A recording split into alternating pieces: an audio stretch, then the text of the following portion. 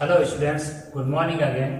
Class 6 में 7 के basic mathematics के रूल्स के साथ में मनोज आंग्लिक चैनल पर फिर से हाजिर हूँ तथा सभी बच्चों का Vidya Vihar senior secondary school Bakliya की तरफ से यूट्यूब चैनल पर हार्दिक स्वागत करता हूँ।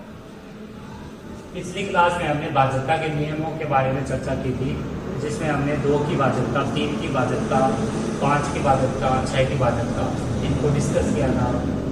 आज हम उससे अगली भाजकता जो है उस पर बात करते हैं, यानी 7 की भाजकता की बात करते हैं।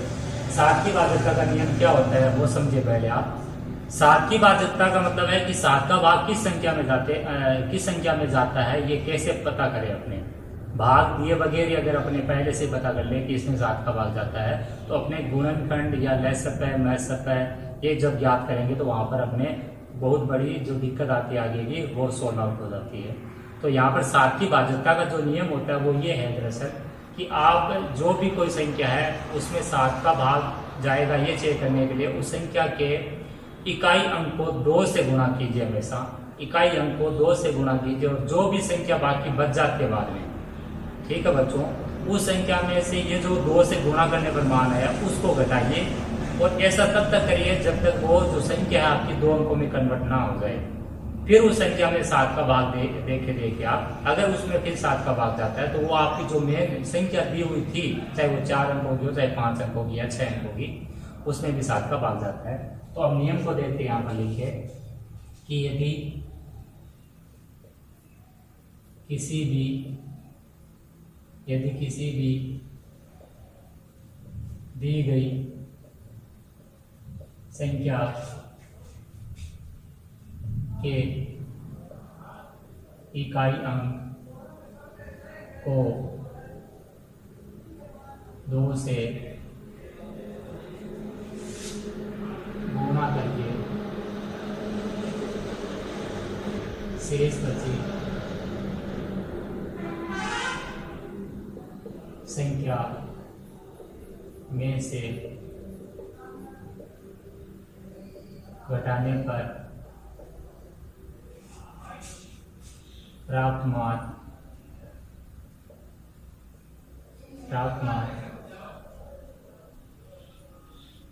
7 से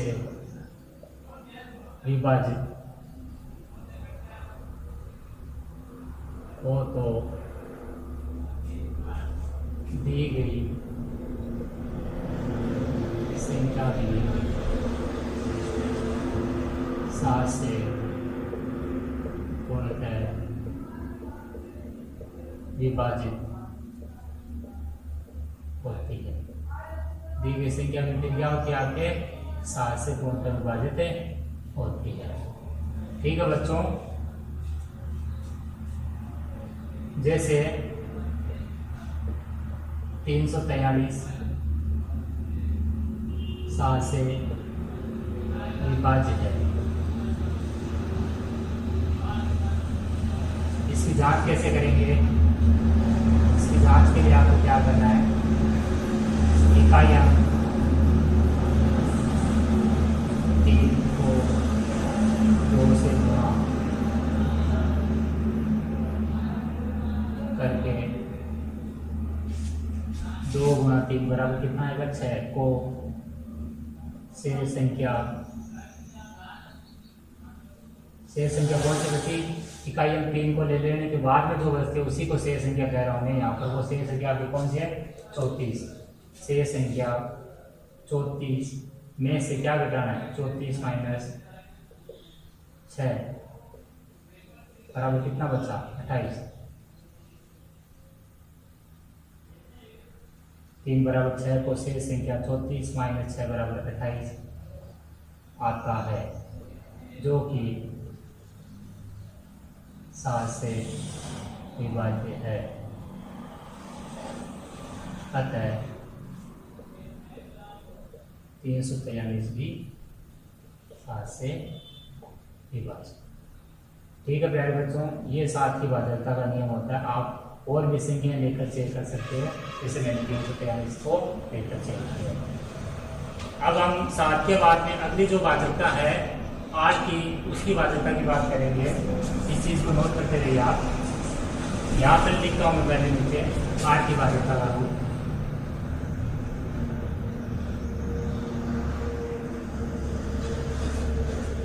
8 की बाध्यता क्या है वो समझिए आप। 6 नंबर 8 की बाध्यता का नियम। पहले सुनिए इसको ध्यान से। 8 की बाध्यता नियम क्या होता है बच्चों? 8 की बाध्यता नियम होता है कि यदि जो भी संख्या आपको दे रखी है, ठीक है, उसके इकाई, दाई और सैकड़ा, उनको मिलाने से जो संख्या बनी है उसमें अगर 8 का भाग जाता है तो वो जो जितने भी बड़े अंकों की संख्या, चाहे 6 अंकों की, चाहे 7 अंकों की, चाहे 8 अंकों की, या इससे भी बड़ी, वो फिर 8 से विभाजित हो जाती है। जैसे पहले नोट कीजिए नियम को कि यदि किसी भी दी गई संख्या के इकाई, कोमा, दाई, कोमा, सैकड़ा या सैकड़े के अंक से बनी 3 अंकों की संख्या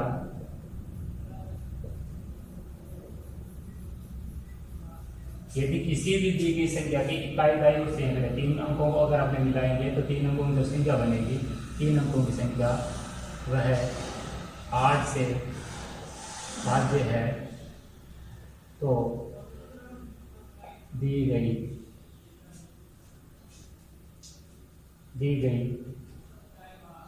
संपूर्ण संख्या भी 8 से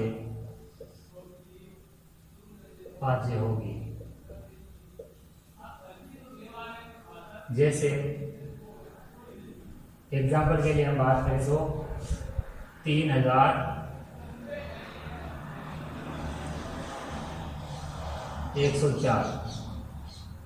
ठीक है बच्चों। ये जो संख्या है वो मैं देख के बता सकता हूँ, वो 8 से भाज्य है। आप कैसे बताओगे? आप इस संख्या को 8 से भाज्य चेक करने के लिए इसके इकाई, दाई और सैकड़े के अंकों से जो संख्या बनती है उसी को चेक करोगे, बाकी को चेक नहीं करना। आपको इकाई, दाई, सैकड़े से जो संख्या बनती है उसको देखना है। इकाई, दाई, सैकड़े से यहाँ पर जो संख्या बनी है वो 104 है। इकाई, दाई और सैकड़े से जो संख्या बनी है वो आपकी क्या है? 104। 104 में आप भाग देकर आसानी से चेक कर पाओगे कि 104 8 से विभाजित होता है। 104 होता है ना, 13 का विभाजित हो रहा है 104 8 से। इसका मतलब ये होता है कि 3104 भी अब आपके 8 से भाज्य है। तो आप क्या कहोगे? यहाँ 3 अंकों से 104 बना है जो 8 से भाज्य है। 8 से क्या है? भाज्य। अतः 3104 भी 8 से विभाजित होगा। ये भी 8 से क्या होगा? विभाजित होगा। ये 8 की बाध्यता का नियम बच्चों, इसको भी अपने कॉपी में नोट करते रहिए और इनको याद भी करते रहिए साथ में। मैं एग्जाम्पल देके सिखा रहा हूँ आपको, ताकि आपको जल्दी से जल्दी सीखने में हेल्प मिल सके। अब मैं 8 से आगे 9 की बाध्यता पे आ रहा हूँ। 9 की बाध्यता आपके वैसे ही है जैसे 3 की बाध्यता है। 3 की बाध्यता रूल क्या सिखाया था मैंने कि यदि किसी भी दी गई संख्या के अंकों का योग 3 या 3 का गुणज हो तो वह दी गई संख्या भी आपकी क्या? 3 से विभाजित होती है। तो यही 9 की बाध्यता का नियम होता है कि यदि किसी भी दी गई संख्या के अंकों का योग, वहां 3 की बाध्यता में 3 या 3 का गुणज, या 9 की बाध्यता में अंकों का योग 9 या 9 का गुणज होना चाहिए। तो यहाँ पर अपना अगला जो है आज का नियम 7 नंबर, वो है 9 की बाध्यता का नियम।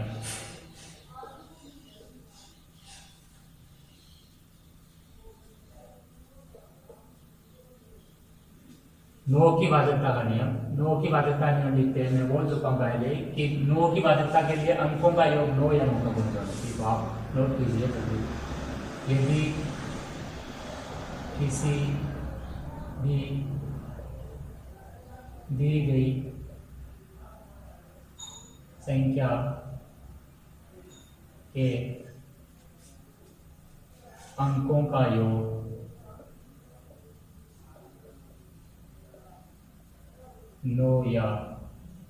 नौ का गुणज यानी 18 9 तो हो ही चुका, 18 27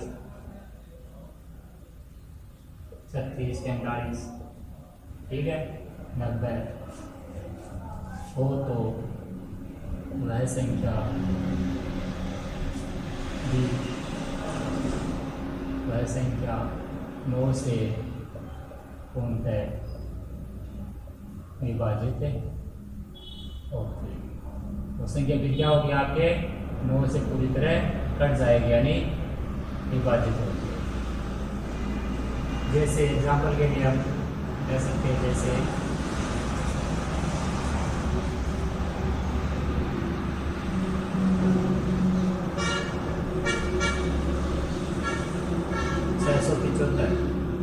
675 9 से भाज्य है। हम कह रहे हैं कि 675 9 से भाज्य, इसकी जांच करके देखें। यहाँ लिख रहा हूँ मैं जांच कैसे करना है। 675 के अंकों का योग करना है। अंकों का योग 9 या 9 के पहाड़े में आने वाली कोई संख्या बननी चाहिए। तो यहाँ 675 के अंकों का योग करो आप। 675 के अंकों का योग कितना बन रहा है? 6 + 7 + 5 बराबर 18, जो कि 18 क्या है? 9 का गुणज है, जो कि 9 का गुणज है, इसलिए यह 9 से भाज्य। ठीक है प्यारे बच्चों, ये 9 की भाजकता का नियम। नेक्स्ट में बढ़ रहा हूँ आगे। 8 नंबर आपके 10 की भाजकता। आपके 11 तक की यानी 11 तक की भाजकता इंपॉर्टेंट है, आपके सिलेबस का हिस्सा है, इसलिए आप 11 तक की भाजकता को अच्छे से याद कीजिए। 10 की भाजकता का नियम। 10 की भाजकता का नियम क्या है? सबसे आसान। जैसे 5 की भाजकता का नियम क्या बताया था कि यदि किसी संख्या का इकाई अंक 0 या 5 होता है तो वो संख्या क्या होती है? आपके 5 से विभाजित होती है। ऐसे ही 10 की भाजकता का नियम क्या कहता है कि यदि किसी भी संख्या का इकाई अंक केवल और केवल शून्य होना चाहिए, जैसे 100 है, 200 है, 300, 400, शून्य के अलावा कुछ भी होगा तो 10 से नहीं कटेगा, ये ध्यान रखिए। तो यदि किसी भी संख्या का इकाई अंक 0 यानी 0 हो तो वह संख्या सदैव 10 से विभाजित होती है। नोट कीजिए नियम को। यदि किसी भी संख्या का इकाई अंक 0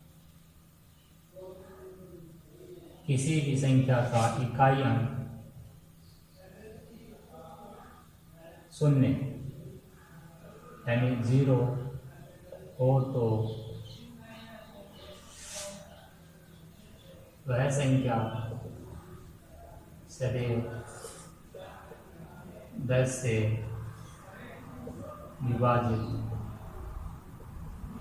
10 से विभाजित होती है। कि यदि किसी भी संख्या का इकाई अंक क्या हो? 0 यानी 0 हो तो वह संख्या सदैव 10 से विभाजित होती है। जैसे आप एग्जांपल लेकर समझ सकते हो इस चीज को। जैसे 200, 400, 900, 1200 आदि 10 से भाज्य। क्यों? क्योंकि इन सब का इकाई अंक क्या है? 0। क्योंकि इन सब का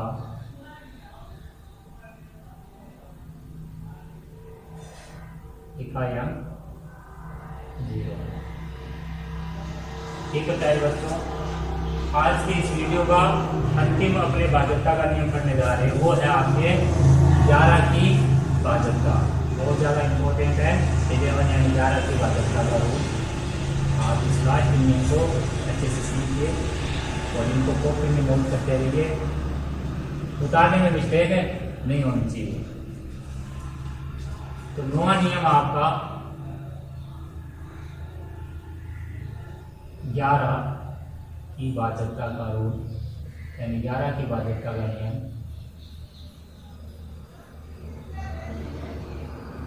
ये नियम आपके, मैं अभी बोलूँगा तो थोड़ा कम समझ में आएगा आपका स्टैंडर्ड यानी अभी छोटी क्लास का, इसलिए